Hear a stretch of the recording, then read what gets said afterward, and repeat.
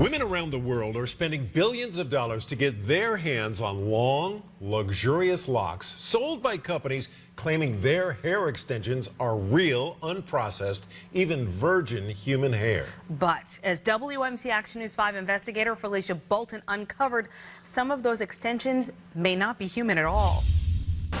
Through the lens of a microscope, scientists are getting to the root of a problem many beauty experts say they've dealt with for a long time. Stylists say there are too few regulations in place to hold mega money-making hair extension companies accountable in the beauty industry. And the weight of the backlash is falling into their laps. Susie's not going to blame the hair extension company. She's going to blame me, you know? Beauty experts believe some brands are conning their clients, taking their cash and mismarketing products. When you go to the beauty supply house, you got to make sure that it's 100% human hair, because if it's mixed with fiber or if it's mixed with synthetic, it will melt when you curl it. To find out if some of the most popular human hair extensions were really human at all, we tested store-bought bundles against my own hair in a local lab. Immediately, electron microscopist Lou Boykins discovered what she says looked like a dead giveaway. If it's no scales, chances are it's not hair. Through her microscope, she analyzed the outer surface of the hairs.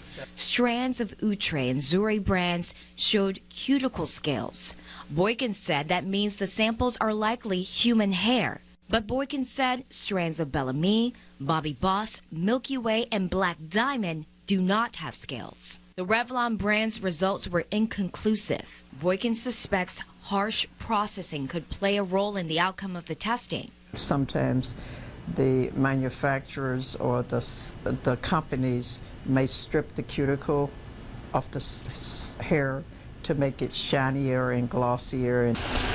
So histologist Lauren Thompson took it a step further. So I'm like methodically looking through the hair samples, comparing the cellular makeup of each brand against synthetic hair, horsehair, and my own hair. Synthetic hairs, when you look at them under the microscope, they have an artifact called fish eyes. Human and animal hair have specific qualities, the melanin pigments, the medulla, scales that determine that it's a human or an animal hair. Thompson's test suggested Bellamy's strands were 100% human hair.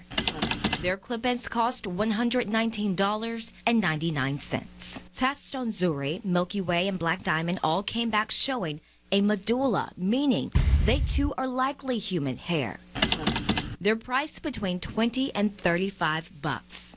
But tests on strands of Bobby Boss, priced at around $45, and Revlon, sold to us for $10, came back a mixture of synthetic and human. And the test on pieces of the Outre brand showed something quite different. There were definitely two types of hair present. Two types of hair from a living being. Actually, scientists say in their preliminary test, they detected a mix of human, animal, and synthetic cellular components in the Outre bundle, backing up Stylists' claims that just because it says 100% human hair doesn't mean it always is. It needs to be an industry that you can trust, not one that you don't believe in.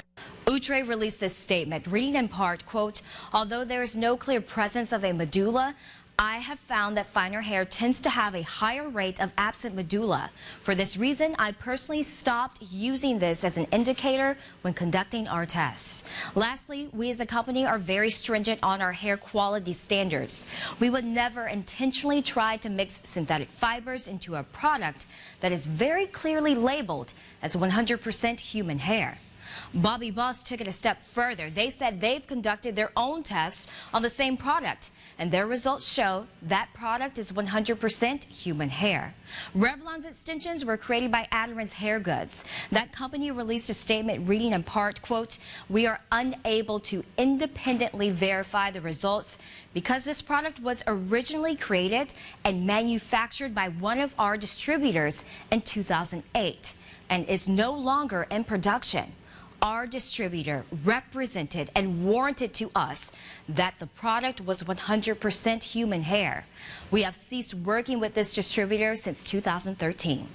The scientists in this story strongly emphasize their test provided only preliminary results and not firm conclusions on the overall cellular makeup of any of the hairs tested. But for a closer look at the test results and full responses from each brand tested, click on this story at WMCActionNews5.com. For the WMC Action News 5 investigators, I'm Felicia Bolton.